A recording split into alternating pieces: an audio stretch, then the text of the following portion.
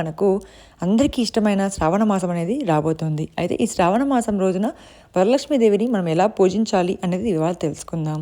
మనం ముందు రోజునే అంటే గురువారం రోజున చక్కగా తలంటి స్నానం చేసి ఎటువంటి ఇబ్బందులు లేకుండా శుద్ధి చేసుకొని అమ్మవారిని మనం అలంకరించుకోవాలి.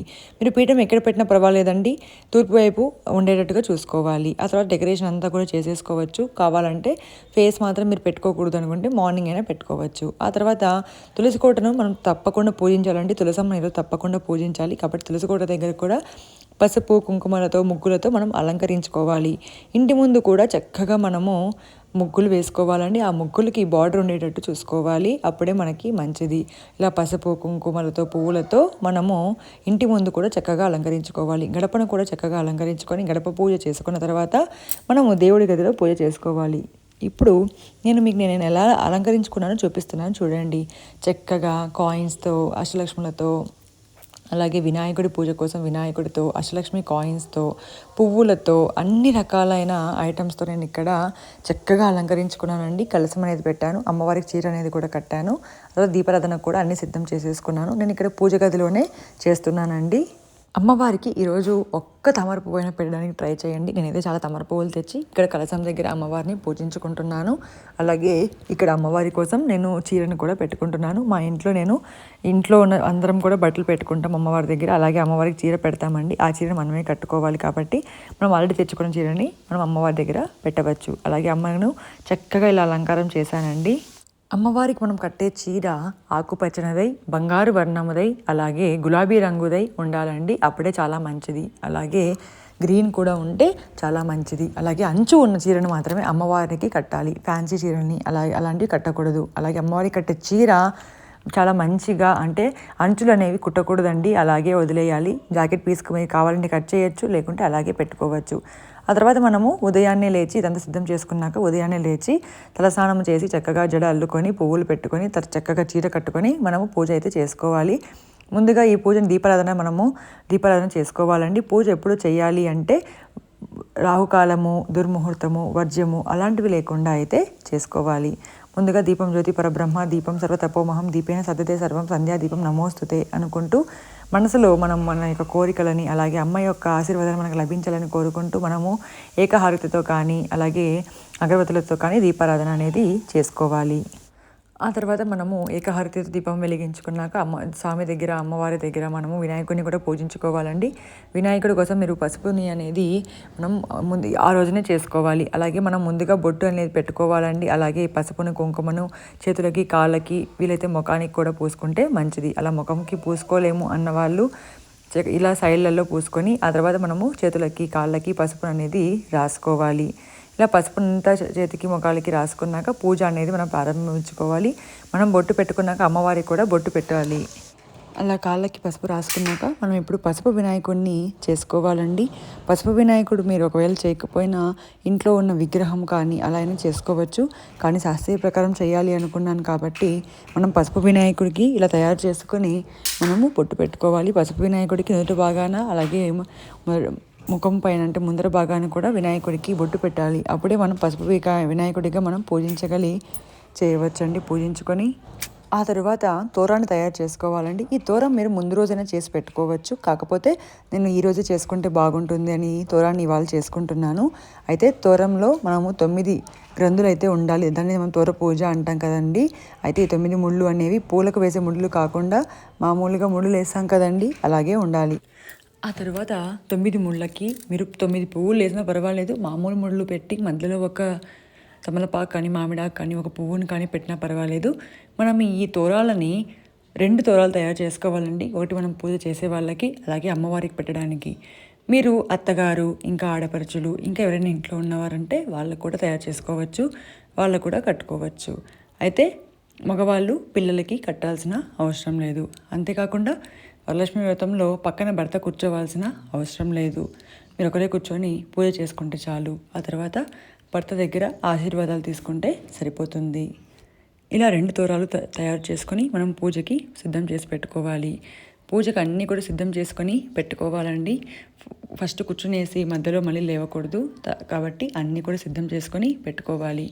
అలాగే మహా నైవేద్యం కోసం కొన్ని నైవేద్యాలు పెట్టాలి కదండి, అవి కొంచెం లేట్ అవుతాయి పూజలో. అందుకే మధ్యలో మనం నైవేద్యం సమర్పయామి అన్నప్పుడు కొన్ని నైవేద్యాలు పెట్టుకోవాలి కదా అమ్మకే. అందుకే నేను అమ్మకి పాలు అలాగే శనగలు పెడుతున్నాను. ఆ తర్వాత మహా నైవేద్యం కోసం అన్నీ తయారు చేసి పెడతాను. ఇలా అమ్మవారి కలశ పూజకి కలశం పెట్టుకున్నాక, అలాగే అమ్మవారి ఫేస్ ఎందుకు ఇక్కడ మీకు 2 రకాలు ఉందిగా అంటే చెప్తానండి. ఇక్కడ ఎల్లో ఉన్న ఫేసు నాకు పెళ్ళై 9 సంవత్సరాలు అయింది. అప్పటి నుంచి కూడా పెడుతూ ఉన్నాను. కానీ లాస్ట్ ఇయర్ నేను వెండిది కొనుక్కున్నాను. వెండిది వచ్చిందని కదా అని మనం అమ్మకు ఈ అమ్మను పక్కన పెట్టకూడదు కదా, అందుకే కలసం మెయిన్ కలసంకి ఎల్లో ఫేస్ అనేది పెట్టాను. మామూలుగా చీర అంటే ప్రతిమలాగా పెట్టుకోవడానికి అమ్మవారి చీర కోసం కట్టడానికి అలా మనం పెడతాం కదా, దానికోసం నేను వెండిదైతే పెట్టుకున్నాను. కలశం పూజ చేసుకోవాలండి. ఫస్ట్ కలశ పూజ చేసుకున్న తర్వాత ఆ తర్వాత మనం మంత్రాలు చదువుతూ ఈ బుక్లో ఉంటాయండి, అవి చదువుతూ మనం చేసుకోవచ్చు. ఒకవేళ మాకు చదువు రాదు మాకు ఎలా అండి అంటే నేను రేపు మీకు ఒక ఆడియో అనేది పెడతానండి. అది జస్ట్ ప్లే చేసుకొని ఆ పూజ వింటూ మంత్రాలతో సహా నేను అన్నీ ఒక పూజారిలాగా చెప్తానండి. అది చేసుకొని మీరు చేసుకోవచ్చు. ఒకవేళ మీకు బుక్ ఉంది, మీకు మంత్రాలు వస్తాయి అనుకుంటే లక్షణంగా చదువుకోవచ్చు. లేదు బుక్ లేదు కానీ మంత్రాలు వస్తాయి అన్న వాళ్ళు మీకు గూగుల్లో వరలక్ష్మి దేవి పూజా విధానం PDF అని కొడితే అన్నీ కూడా వస్తాయండి తెలుగులో. మీరు దాన్ని చదువుకుంటూ దాంట్లో కథ అన్నీ ఉంటాయి, అన్నీ చేసుకుంటూ చేసుకోవాలి. ముందుగా మనం వినాయకుడికి పూజ చేసుకోవాలి.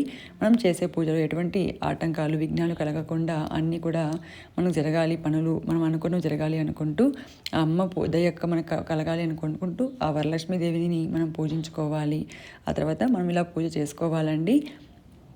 మీరు శుక్రవారం ఉదయం పెట్టేవాళ్ళు అయితే సాయంత్రం కూడా తిరిగి మంగళహారతులు అన్నీ కూడా ఇవ్వాలి. లేదు కొందరు సాయంత్రం పూట అమ్మవారిని పూజ చేస్తూ ఉంటారు. అలాంటి వారు ఉదయం తప్పకుండా ఇంట్లో దీపారాధన చేసుకోవాలి. ఆ తర్వాత మనం నైవేద్యాలన్నీ కూడా పెట్టాలి. చాలామంది అరటాకులో నైవేద్యాలు పెడతారు కానీ అవి ఎవరు తినరు. అలా చేయకూడదండి.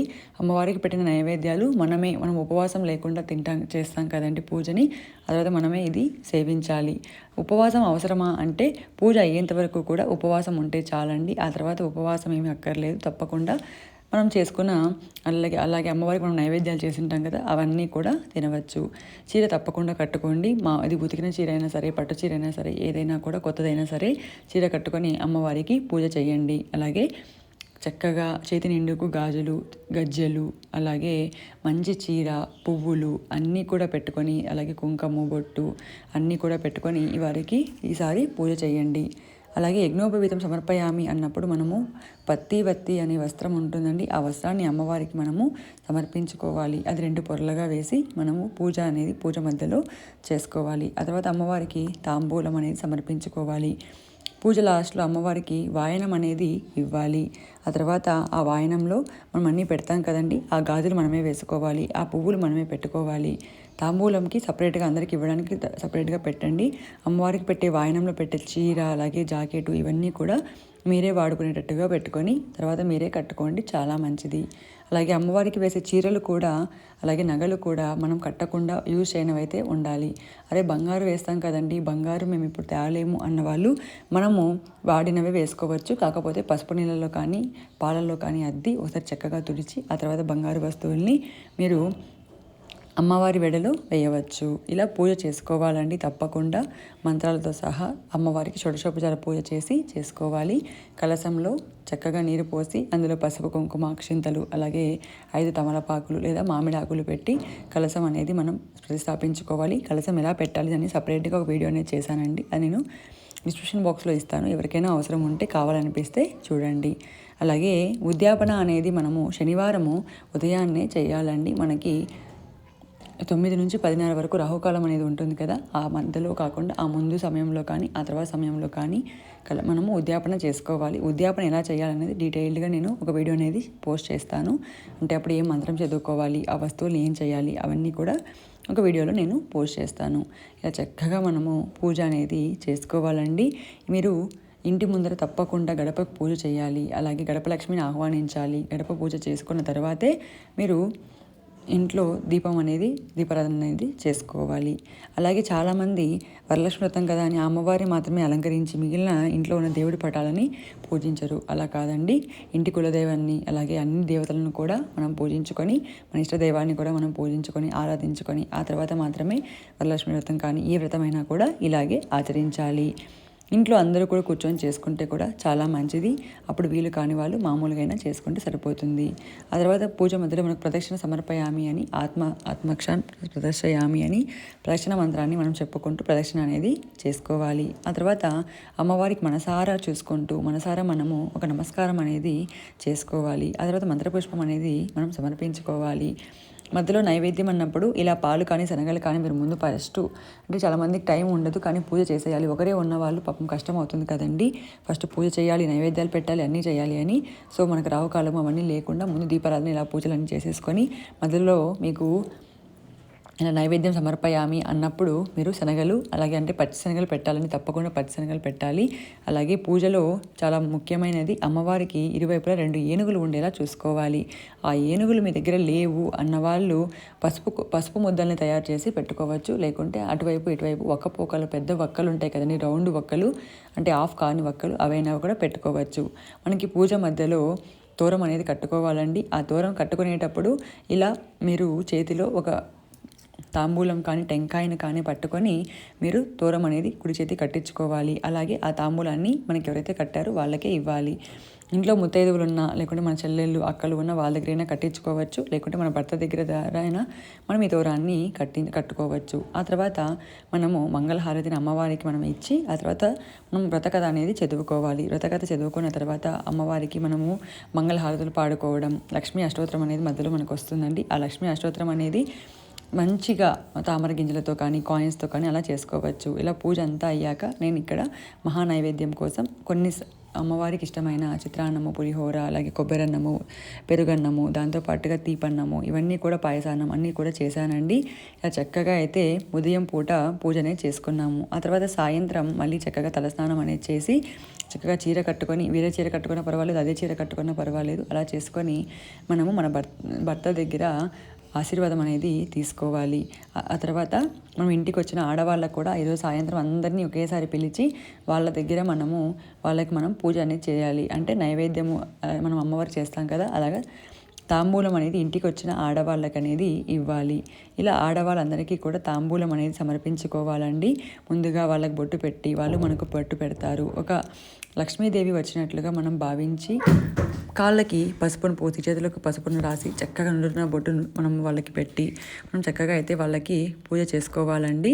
ఇలా ఇంటికి వచ్చిన అందరికీ కూడా చేసుకోవాలి. ఒకవేళ వాళ్ళ పిల్లలు కూడా వచ్చారనుకోండి, అంటే పెళ్లి కాని పిల్లలు, వాళ్ళకు కూడా ఇలా చక్కగా మనం పూజ చేసుకొని వాళ్ళకు కూడా తాంబూలం అనేది ఇవ్వవచ్చు. మరి చిన్నపిల్లలు వచ్చారనుకోండి, వాళ్ళకు కూడా చక్కగా పూజ చేసి చేయవచ్చు. అలాగే పూర్వ సువాసినులు వచ్చారనుకోండి, వాళ్ళని బాధ పెట్టకుండా ఈ పసుపు కుంకుమ అలాగే ఆకు వక్క లేకుండా జాకెట్టు అలాగే అరటిపళ్ళు అలాంటివి ఏవైనా పండ్లు పెట్టి వాళ్ళకు కూడా తాంబూలంగా ఇవ్వవచ్చు. అంతేకాని మీరు ముత్తైదువులు కాదు అని వాళ్ళని బాధ పెట్టకండి.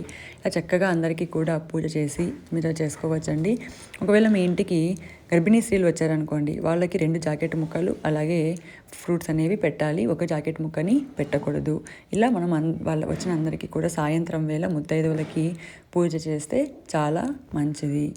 వాళ్ళని కూడా ఇలా పీఠం పైన పీఠం వేసి కూర్చోబెట్టాలండి. అలాగే వాయనం ఇచ్చేటప్పుడు ఇస్తినమ్మ వాయనం అని మనము, పుచ్చుకుంటినమ్మ వాయనం అని వాళ్ళ చీర కొంగులు మనము వాయనం అనేది లేదా తాంబూలం అనేది ఇవ్వాలి. ఇలా చక్కగా అయితే పూజ చేసుకోండి. అలాగే తిరిగి శనివారం రోజున ఉద్యాపన చేయాలి. ఉద్యాపన ఎలా చేయాలని మనం నెక్స్ట్ వీడియోలో తెలుసుకుందాం. అందరికీ వీడియోని షేర్ చేయండి, లైక్ చేయండి, సబ్స్క్రైబ్ చేయడం మాత్రం అసలు మర్చిపోకండి. సర్వేజన సుఖినో భవంతు.